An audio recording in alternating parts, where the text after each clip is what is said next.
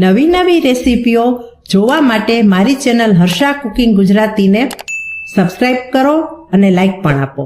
બીજા બધા સંભારા ભૂલાઈ જાય તેવો ખાટો અને તીખો કાચા ટમેટાનો આ સંભારો ટેસ્ટમાં એટલો સરસ લાગે છે કે આ એકવાર બનાવી લઈએ ને તો આપણને બીજી વખત કે ત્રીજી વખત જેટલી વખત પણ સિઝનમાં ટમેટા કાચા મળે ને તેટલી વખત બનાવવાનું મન થાય તેવો હોય છે. અને આ સંભારો બપોરના ભોજનમાં કે રાતના ભોજનમાં પણ લઈ શકાય તેવો બને છે. તો ચાલો બનાવવાનું શરૂ કરીએ આજની રેસીપી. 5 કાચા ટમેટા અને 2 મરચાં લીધા છે. એક તીખું મરચું છે અને એક મોળું મરચું છે. અને આ ટમેટા વજનમાં 200 ગ્રામ છે. ટમેટા અને મરચાંને બંનેને મેં ધોઈ લીધા છે. હવે આપણે કટિંગ કરીશું. બંને વસ્તુને સમારી લીધી છે. ટમેટા લાંબી ચીરીમાં સમાર્યા છે, તે જ રીતે મરચાં પણ આપણે લાંબી ચીરીમાં સમાર્યા છે. હવે આપણે જઈશું ગેસ તરફ. ગેસ પર પેનમાં મેં 1.5 ચમચો તેલ મૂકેલું છે. તેલને આપણે ગરમ થવા દઈએ. તેલ ગરમ થાય એટલે આપણે 1/2 ટીસ્પૂન રાઈ ઉમેરી દઈએ. અહીં રાઈની ફ્લેવર બહુ સરસ આવશે એટલે રાઈ થોડી વધારે એડ કરી દેવાની. ને ત્યાર પછી 1/2 ચમચી હિંગ એડ કરી દઈએ. રાઈને આપણે ફૂટવા દઈએ. ગેસને અહીં આપણે થોડી વાર સ્લો રાખીએ.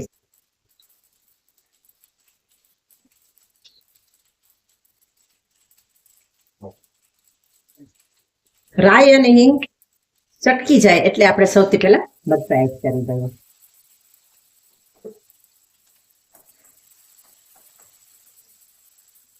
મરચાંને જરા વાર આ રીતે આપણે ફેરવી લઈએ અને તરત જ આપણે ટમેટા એડ કરી દઈએ.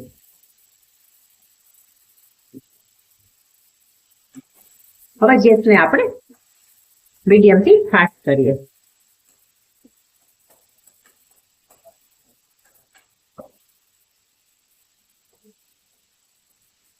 હવે એડ કરીએ આપણે સ્વાદ મુજબ મીઠું.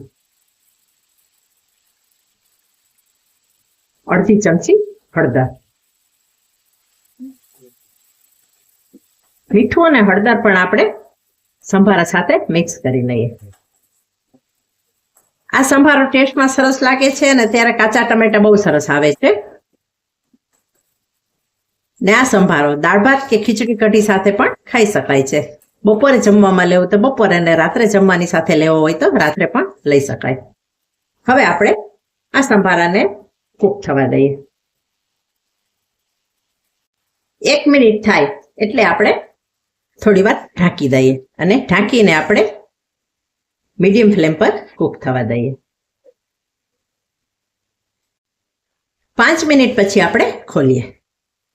આ સંભારાને વધારે કૂક કરવાનો નથી, ક્રન્ચી સરસ લાગે એટલે આપણે માત્ર ઢાંકીને 5 મિનિટ જ કૂક કરીશું. જુઓ, જેવું આ રીતે તેલ સેપરેટ થાય એવું લાગે એટલે આપણે અંદર નાખીશું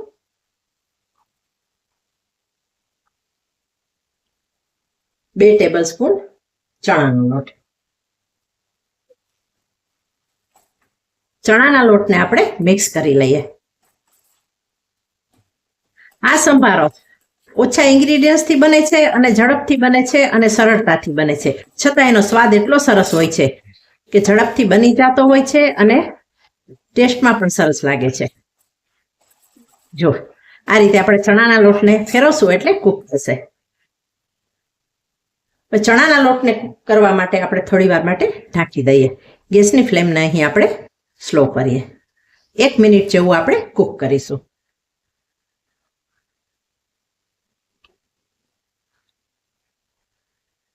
એક મિનિટ પછી આપણે ખોલીએ.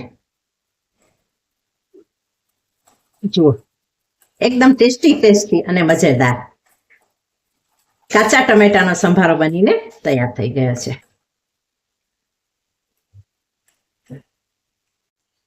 સંભારાની આપણે સર્વિંગ કરીએ. કાચા ટમેટાના સંભારાનો વિડીયો જો તમને સારો લાગ્યો હોય તો આ વિડીયોને લાઈક કરજો, શેર કરજો અને ચેનલ પર નવા છો તો ચેનલને સબસ્ક્રાઇબ કરી દેજો. હવે મળીશું બીજી જ નવી રેસીપી સાથે.